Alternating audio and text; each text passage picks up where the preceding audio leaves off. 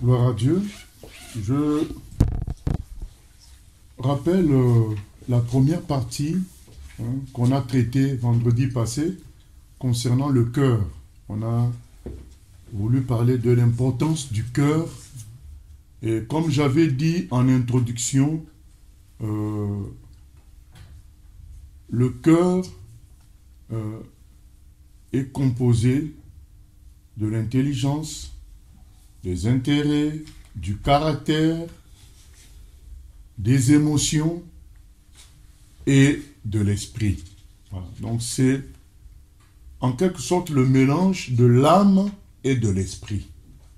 Le cœur, c'est le point de contact entre Dieu et les hommes. Et on a utilisé le temps qu'on avait mis la fois passée pour montrer la différence entre l'intelligence et le cœur. Donc on a expliqué que l'intelligence pouvait faire des liens avec des choses, mais l'intelligence ne pouvait pas comprendre ni rencontrer Dieu toute seule.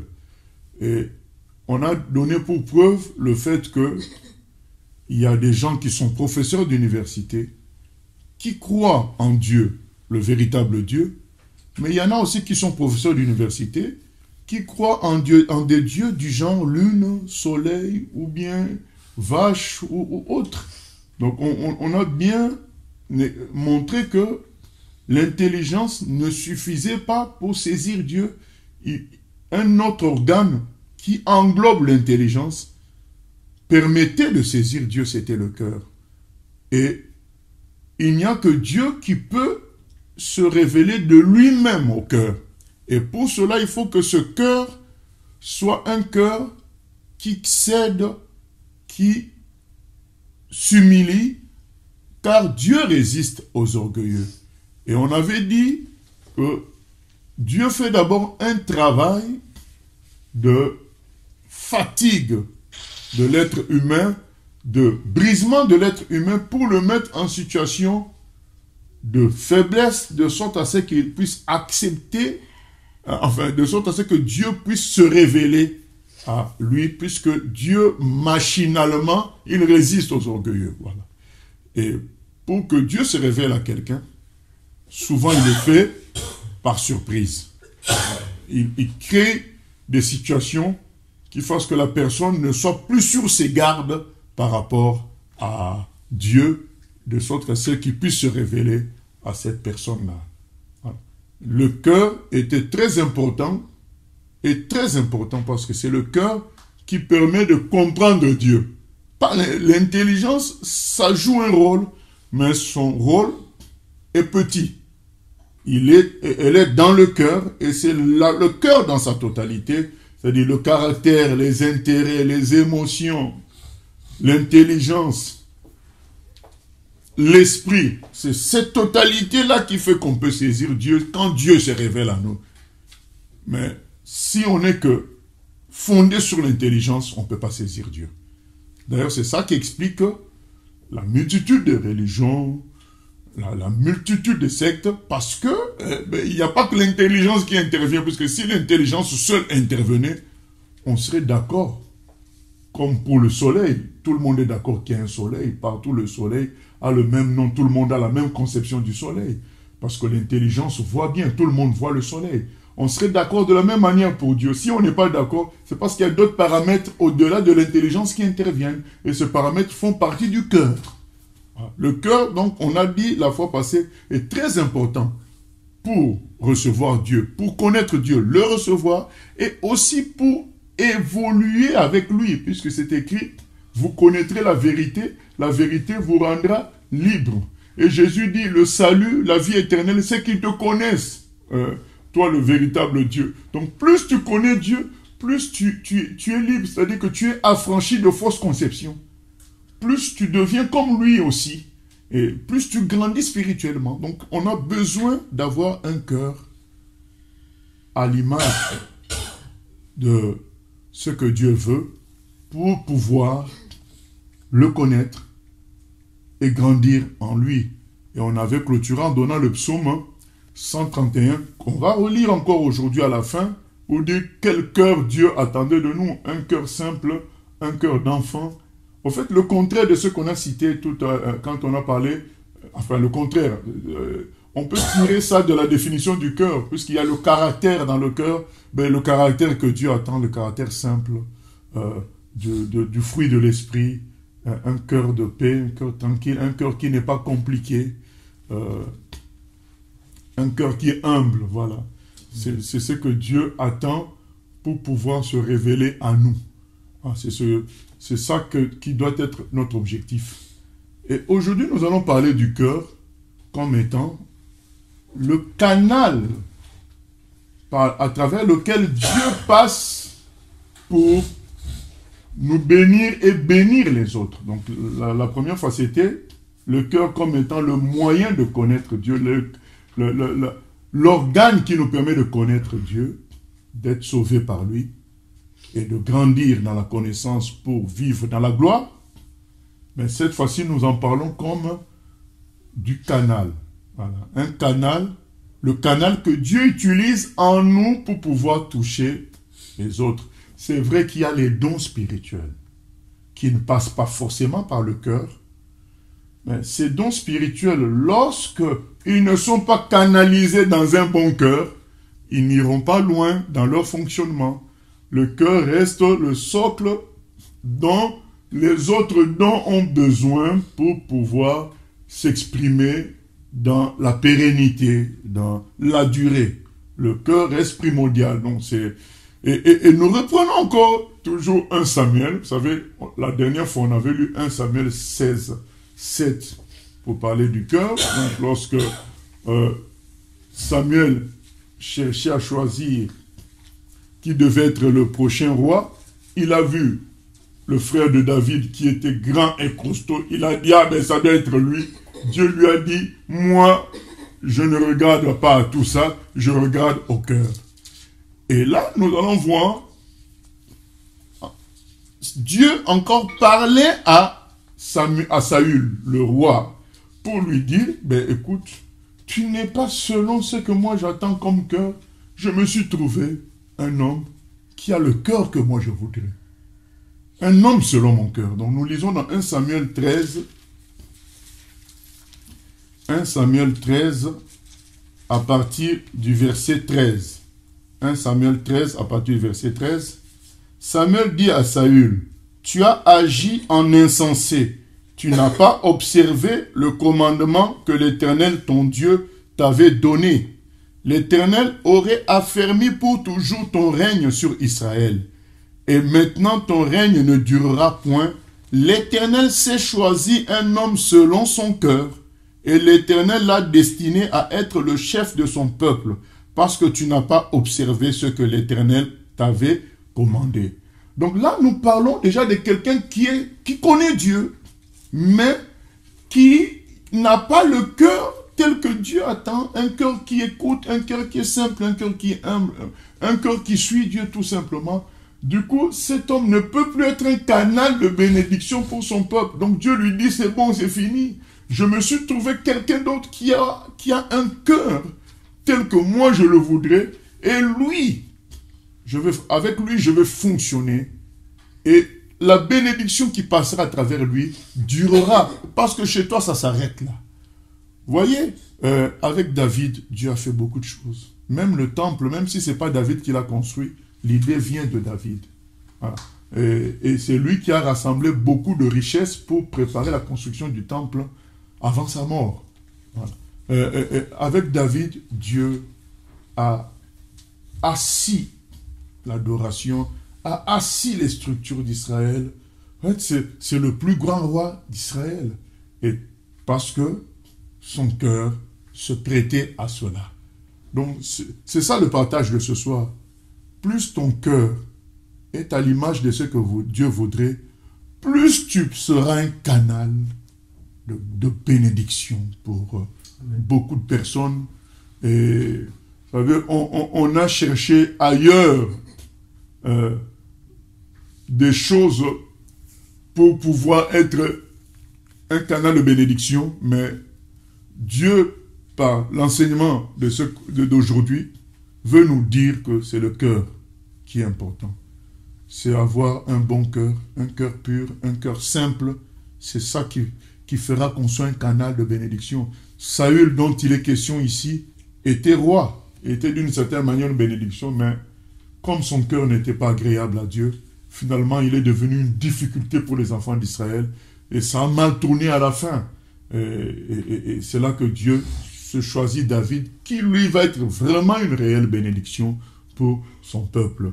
C'est ça notre enseignement, c'est un canal libre, être un canal qui fait passer l'eau dans sa totalité, la gloire de Dieu dans sa totalité. Un canal bouché va empêcher la gloire de Dieu de passer, ou ça va passer à compte-goutte. Il faut qu'on soit des canaux libres qui font que Dieu, quand il se manifeste, ça passe à travers nous et ça touche beaucoup de personnes. Comme je l'ai dit et redit, il a dit que moi, je crois aux promesses du Seigneur, je crois que d'une manière ou d'une autre, chaque génération doit vivre le réveil, doit vivre la Pentecôte en quelque sorte, les mêmes choses. Et ce que nous avons négligé pendant des décennies, pendant des années, c'est le cœur. Parce que Dieu avait préparé les apôtres à avoir un cœur qui puisse être le réceptacle de sa gloire pour pouvoir être une bénédiction pour toutes les nations. Et pendant 3 ans, Jésus-Christ a préparé le cœur des apôtres. Et on voit que ils ont pu recevoir la gloire de Dieu et en faire bon usage, de sorte qu'aujourd'hui les bénédictions sont arrivées jusqu'à nous. C'est très important. Quand souvent certains lisent des livres, mais quand vous lisez les livres, il faut lire tout. Il ne faut pas lire que les exploits, il faut lire ce qui se passe dans la vie de la personne que Dieu utilise pour faire des exploits. Vous allez voir que Dieu travaille le cœur de cette personne par plusieurs épreuves, par plusieurs passages. Quand on prend l'histoire de Hudson Taylor et d'autres missionnaires, finalement vous vous rendez compte que Dieu a passé beaucoup de temps à travailler leur cœur, de sorte que plus tard il soit une bénédiction glorieuse pour son peuple. Hudson Taylor, c'est sa première fille est morte, sa deuxième fille est morte, sa femme est morte. Et c'est là qu'après tout ça qu'il a compris certaines choses, certains versets bibliques qu'il lisait avant, mais qu'il ne saisissait pas. Et quand il y a eu tout ça, il a compris ces versets bibliques-là. Ça l'a comme libéré, comme c'est dit, vous connaîtrez la vérité vous la rendra libre. Et dans cette libération-là, l'œuvre de Dieu s'est étendue dans tout l'intérieur de la Chine. Dieu l'a utilisé puissamment parce qu'il a préparé son cœur. Dieu prépare toujours le cœur parce que c'est le canal à travers lequel il va passer. Non seulement c'est le canal à travers lequel il va se faire connaître à l'homme, mais c'est aussi le canal à travers lequel il va passer pour utiliser l'homme et être une grande bénédiction. Même si après il y a des dons, il y a des choses, mais tout ça passe à travers le cœur pour pouvoir être une bénédiction pour tout le monde. Voilà que l'ami Saül est rejeté parce que le cœur, c'était pas ça. Et Dieu choisit David. Et nous allons prendre par exemple 1 Corinthiens 13, qui ne nous parle pas du cœur clairement, mais il s'agit quand même du cœur. Donc 1 Corinthiens 13, c'est écrit ceci. Quand je parlerai les langues des hommes et des anges, si je n'ai pas l'amour, je suis un airain qui résonne ou une cymbale qui retentit. Et quand j'aurai le don de prophétie, la science de tous les mystères et toute la connaissance, quand j'aurai même toute la foi jusqu'à transporter des montagnes, si je n'ai pas l'amour, je ne suis rien. Voilà, donc quand on parle du cœur, on parle de l'état d'amour. En fait, l'amour, c'est le lien de perfection. Dans l'amour se trouve l'humilité, la paix, la simplicité, tout ça. Et il nous est dit que, quels que soient les dons qu'on a, si notre cœur, en quelque sorte, n'est pas un cœur de simplicité, d'amour, ça ne sert à rien du tout. Je ne suis rien, c'est écrit. Mais il va y avoir des choses, mais ça ne va pas aller loin. Voilà. C'est à travers le cœur, un cœur d'amour, de paix, de simplicité, que Dieu peut construire des choses, des édifices qui tiennent la route. Et c'est écrit, et quand je distribuerai tous mes biens pour la nourriture des pauvres, quand je livrerai même mon corps pour être brûlé, si je n'ai pas l'amour, cela ne me sert de rien. L'amour est patient, il est plein de bonté, il n'est point envieux, il ne se vante point, il ne s'enfle point d'orgueil, il ne fait rien de malhonnête, il ne cherche point son intérêt, il ne s'irrite point et ne soupçonne point le mal. Il ne se réjouit point de l'injustice, il se réjouit de la vérité, il excuse tout, voilà. Il croit tout, il espère tout, il supporte tout. L'amour ne périt jamais. Les prophéties prendront fin, les langues cesseront, la connaissance disparaîtra. Car nous connaissons en partie et nous prophétisons en partie. Mais quand ce qui est parfait sera venu, ce qui est partiel disparaîtra. Lorsque j'étais enfant, je parlais comme un enfant, je pensais comme un enfant, je raisonnais comme un enfant. Lorsque je suis devenu homme, j'ai fait disparaître ce qui était de l'enfant. C'est-à-dire que tout ce qu'on pensait avoir, il faut avoir tel pouvoir, telle puissance, c'était l'enfance. Maintenant, quand on grandit, on comprend que le principal, c'est l'amour, c'est le cœur. C'est ça. Aujourd'hui, nous voyons au moyen d'un miroir, d'une manière obscure, mais alors nous verrons face à face. Aujourd'hui, je connais en partie, mais alors je connaîtrai comme j'ai été connu. Maintenant donc, ces trois choses demeurent. La foi, l'espérance, l'amour. Mais la plus grande de ces choses, c'est l'amour. Voilà. En quelque sorte, c'est l'état du cœur qui est le plus grand. On se trompe en croyant que c'est les pouvoirs qui sont le plus grands. Non. Si tu as le cœur selon Dieu, Dieu va faire descendre son pouvoir sur toi. On a vu ça avec David. Comment Jésus nous a-t-il sauvés? Nous a-t-il sauvés par ses miracles? Non. Jésus ne nous a pas, il n'a sauvé personne par ses miracles. Et dans Jean 2, 23, 25, il est même dit que beaucoup ont semblé se convertir à cause des miracles qu'il a fait, mais lui connaissait leur cœur. En quelque sorte, il savait que dans leur cœur, ils ne s'étaient pas convertis. Mais comment Jésus nous a sauvés? C'est par sa mort à la croix. Mais pour pouvoir accepter de mourir à la croix pour les autres, c'est le cœur qui doit accepter cela. Tu dois avoir un caractère d'amour, prêt au sacrifice pour les autres. C'est le cœur de Christ, grâce au cœur de Christ que nous sommes sauvés.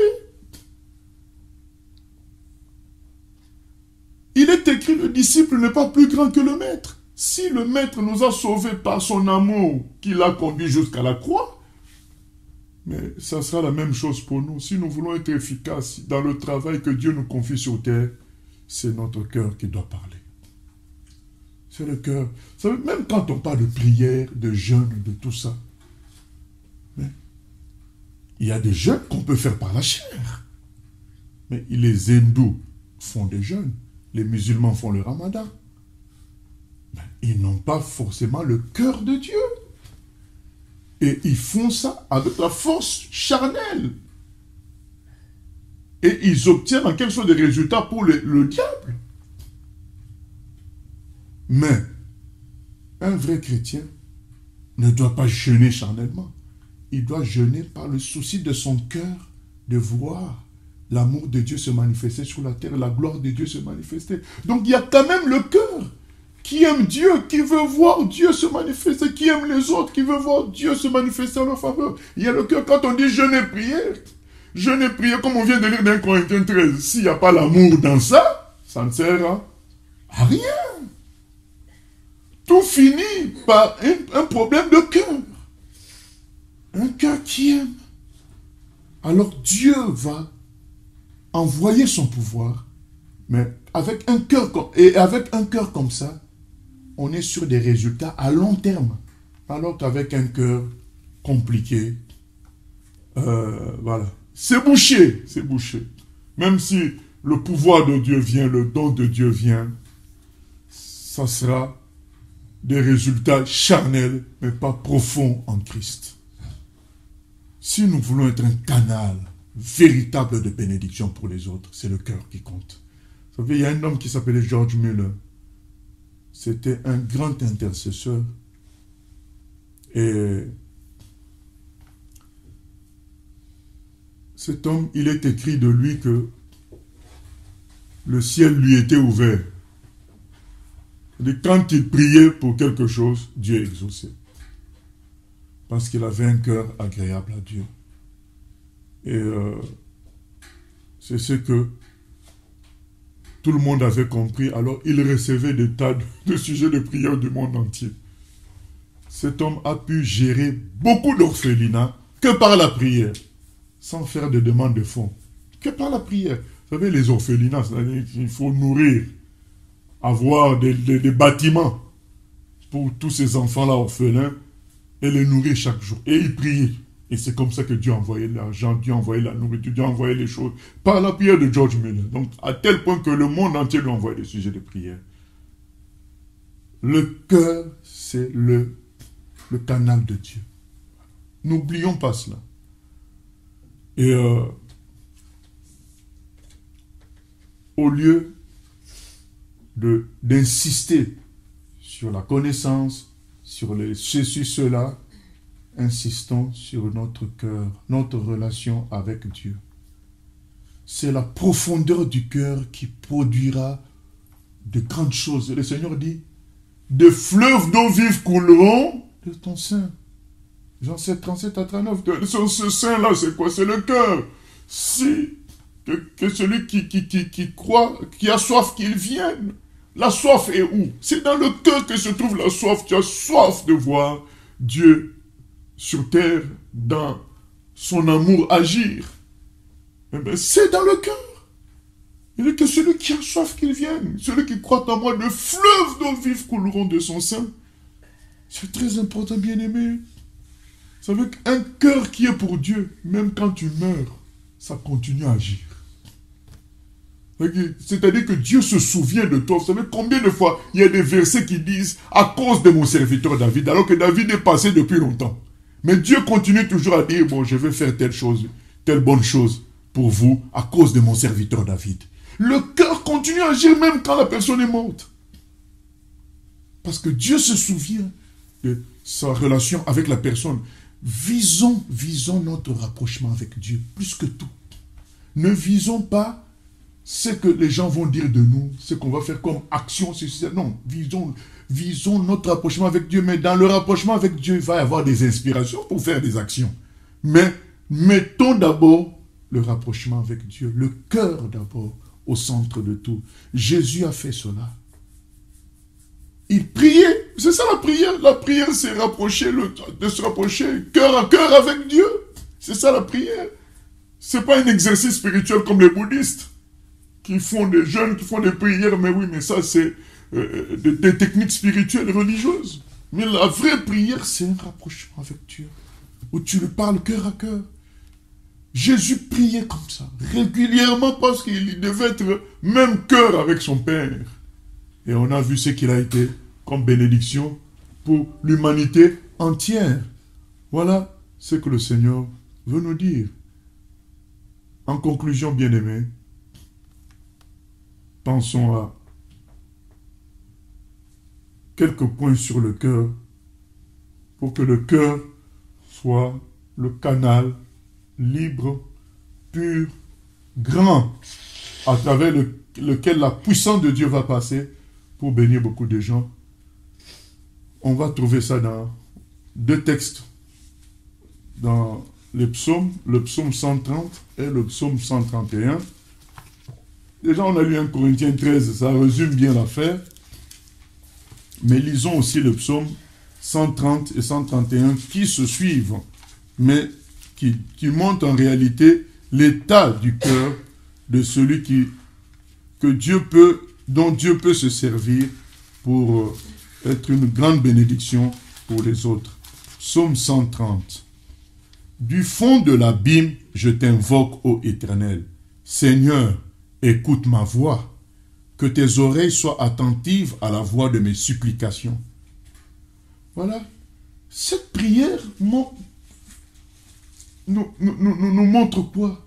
Que l'homme qui prie est simple. Il s'humilie, il dit, je n'en peux plus, je suis dans le fond de l'abîme. Viens m'aider.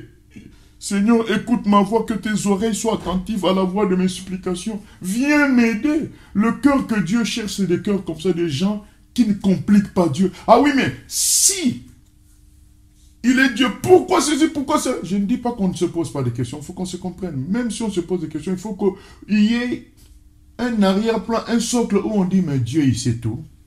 Je m'humilie. Et je lui demande son aide. Je ne comprends pas trop. Je lui demande son aide tout simplement. Qu'il résolve le problème qui est en face au lieu de vouloir tout saisir, tout compliquer. Non. Il dit, écoute la voix de mes supplications. Voilà, un cœur humble. Si tu gardais le souvenir des iniquités éternelles, Seigneur, qui pourrait subsister?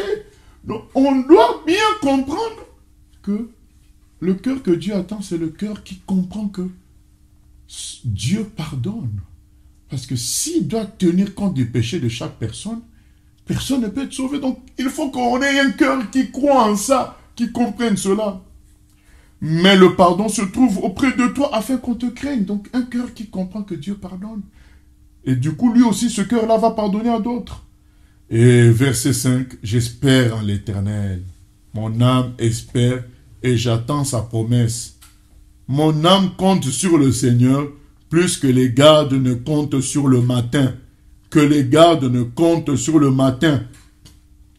Israël, mets ton espoir en l'Éternel. Car la miséricorde est auprès de l'Éternel et la rédemption est auprès de lui en abondance. C'est lui qui rachètera Israël de toutes ses iniquités. Amen. Nous sommes dans l'Ancien Testament, mais cet homme a compris déjà la grâce divine. Le cœur que Dieu attend, c'est un cœur qui comprend la grâce divine. C'est Dieu qui rachètera. Ce n'est pas nous. Il faut comprendre ça parce qu'un cœur légaliste, c'est un cœur qui n'a pas compris Dieu, qui juge les gens, qui se juge soi-même, qui ne fait que compliquer la situation. Mais là, ce cœur-là comprend que le salut ne peut venir que de Dieu. Il vient supplier. Et surtout, un élément très important là, c'est la foi. Je compte sur Dieu plus que les gardes ne comptent sur le matin. Le cœur que Dieu attend, c'est un cœur qui a la foi. La foi, c'est capital. Comprendre que Dieu fera ce qu'il a dit. Il faut avoir la foi. C'est le cœur que Dieu attend. Psaume 131. Éternel, je n'ai ni un cœur qui s'enfle, ni des regards hautains. C'est clair, hein? J'ai pas un cœur qui tombe qui s'enfle, c'est-à-dire qui entre dans l'orgueil, ni des regards hautains. Je ne m'occupe pas de choses trop grandes et trop relevées pour moi. Celui qui entre dans des débats sans fin complexes, c'est pas le cœur que Dieu attend. C'est pas ce cœur-là qui va résoudre les problèmes de l'humanité. C'est le cœur. Verset 2. Loin de là, j'ai l'âme calme et tranquille. Avec l'âme tranquillisée par Dieu. Je sais que Dieu s'occupe. Voilà. C'est ce cœur-là. Et vous savez, tout ça, ça se travaille dans la prière. Il faut qu'il y ait ce cœur-là si nous voulons que l'humanité soit bénie. Un tel cœur ne sera pas paniqué en situation de complication parce qu'il compte sur le Seigneur, parce qu'il a l'âme calme et tranquille. Comme un enfant sevré qui est auprès de sa mère. J'ai l'âme comme un enfant sevré. Israël, mets ton espoir en l'Éternel dès maintenant et à jamais. Voilà le cœur que Dieu attend de nous. Humble, simple, qui croit à la grâce de Dieu, qui veut le bien de tout le monde, qui croit que Dieu pardonne. Un cœur qui ne cherche pas les choses compliquées, qui ne complique pas les choses, qui simplifie les choses. C'est ce cœur-là que Dieu attend. Et quand on a un cœur comme ça, bien-aimé, quelqu'un viendra te voir pour te dire, j'avais une mauvaise image de toi, mais je t'ai observé. Je vois que tu es un homme bon, tu es une femme sage, bonne, et c'est moi qui me trompais. Alors je veux qu'on vive ensemble, qu'on travaille ensemble. Voilà. C'est le cœur que Dieu va utiliser pour sauver beaucoup de personnes. Un cœur qui unit les gens. Un cœur qui sait s'humilier devant les autres. Je n'ai pas un cœur qui s'enfle. Psaume 131. Je me calme. Je m'humilie devant les humains. Je ne cherche pas à prendre le dessus sur les autres. Les deux psaumes sont capitaux. Il y a le 1 Corinthiens 13, mais les deux psaumes magnifiques. Et la vie de Christ, c'est le top. Voilà. C'est ça que nous devons imiter. Et si on a un cœur comme ça, ben, le Seigneur fera des exploits avec nous. Nous allons dire au Seigneur, voilà ce que nous choisissons. Nous choisissons d'avoir ce cœur-là. Et nous te disons oui pour la suite, au nom de Jésus-Christ. Seigneur, nous venons prier pour te dire que nous voulons ce cœur-là, que dont les psaumes 130 et 131 font référence, ainsi qu'un Corinthiens 13, ainsi que Christ lui-même. Ô Seigneur, aide-nous à nous abandonner entre tes mains et à te laisser faire.